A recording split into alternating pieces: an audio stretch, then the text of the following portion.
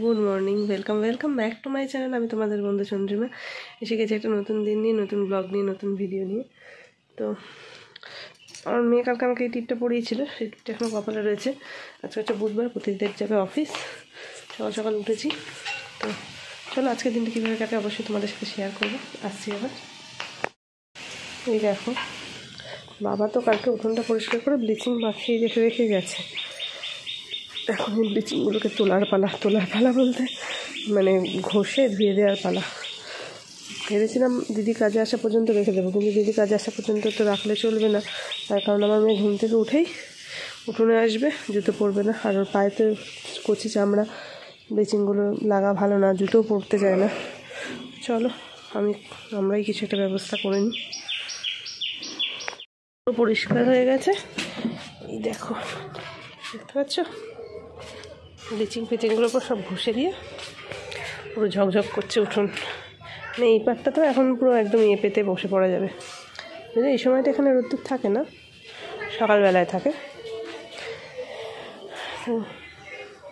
এই যে কেমন লাগছে জানিও। আমার তো উঠোনটা দেখে দারুণ লাগছে, দুর্দান্ত। পাইপ লাগিয়ে ধোয়া হয়েছে উঠোন আজকে। মহারানী আজ ঘুমিয়েছে 5টার সময়, ঠিক আছে? 5টা বাজতে 10 তখন ঘুমালো। আজকে আর 8টা পর্যন্ত ঘুমোতে দেবো না, আজকে তুলে দেবো।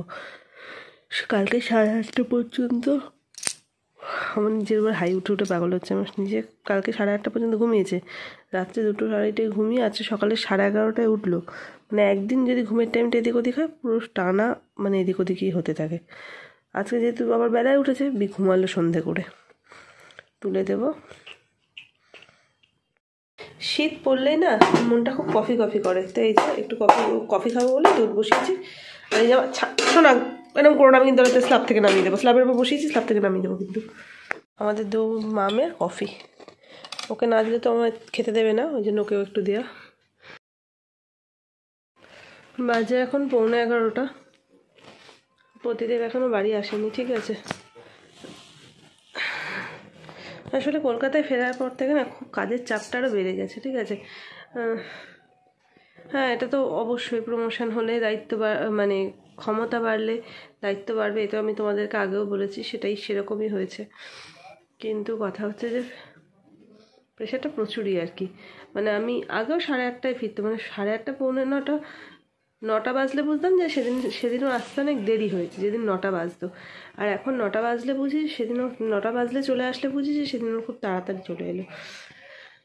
তো সারাদিন বুবলাইকে নিয়ে একা থাকি, তো সন্ধ্যের পরটা আর ভালো লাগে না। শীতকালে সন্ধ্যাটা যেন অতিবাহিত হতেই চায় না। মানে এটা আমার একার কিনা আমি জানি না। শীতকালে সন্ধ্যাটা যেন অনেক বড়, আর চারদিকটা নির্ঝুম থাকে। গরমকালে তো জানলা দরজা খোলা থাকে, লোকজন দেখতে পায়। আর আমি তো টিভি দেখি না, মানে আমার বাড়িতে টিভি আছে কিন্তু আমি টিভি দেখি না বলে আর কেবিল লাইন নেওয়া হয়নি, ঠিক আছে?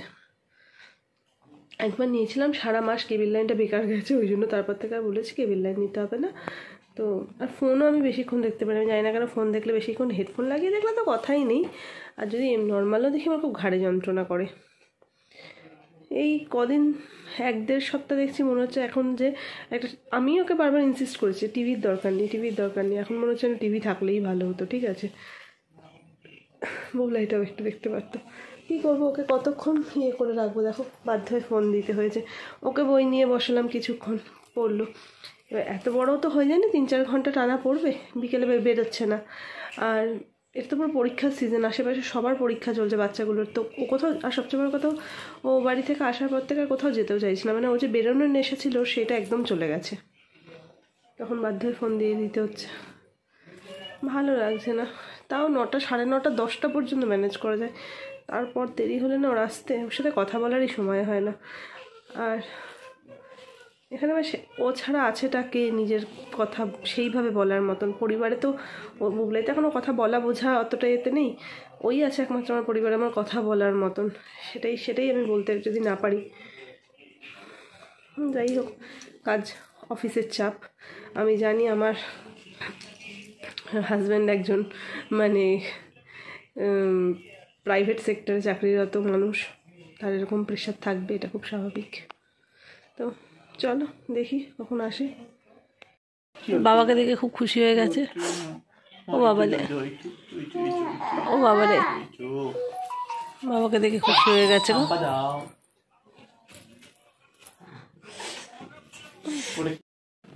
আজকের মেনু রুটি, ডিমের পোচ বানিয়ে নিলাম।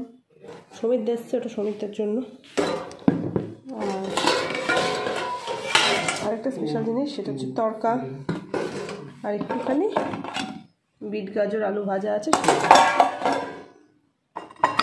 অনিয়ন স্যালাড আছে, ফুলদমে স্যালাড খাওয়াটা এখনো শুরু হয়নি।